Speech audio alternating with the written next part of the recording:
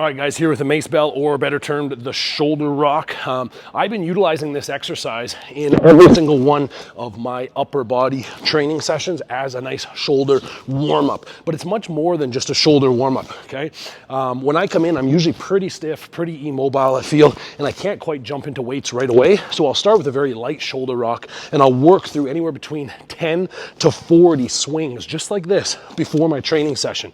It takes a bit of practice to learn how to use this implement, but it's an amazing tool that you can play with as part of your warm-up structure, as well as creating, again, this idea of strength through ranges of motion, as well as improving ranges of motion in certain joints, in this case, the shoulder joint. So when I'm doing this, I'm always keeping my elbow around a 90-degree bend, and as I ride around my head, you can see here's that mobility position here, and I'm trying not to flare my rib cage too much. I'm trying to stay mobilized here, or it's not mobilized, but stabilized throughout the torso, which I think is one of the values of this exercise, is that not only are you working on mobility, not are you only working on warm-up, but you're also working on stability. So you can see my core having to work right here as I pull that weight around. And then what I'll usually do is I'll do a couple sets at lightweight, then at a moderate weight, and then try one more set with even more weight.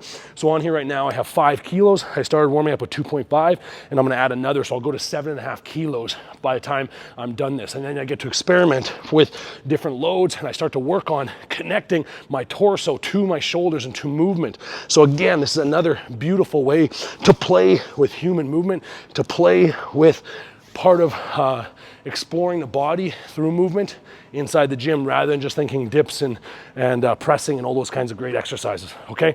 So if you guys want to learn to play with this, come back, it's in the back here, mess around with it, don't load it first, play with the empty shoulder rock first, experiment and play, have fun.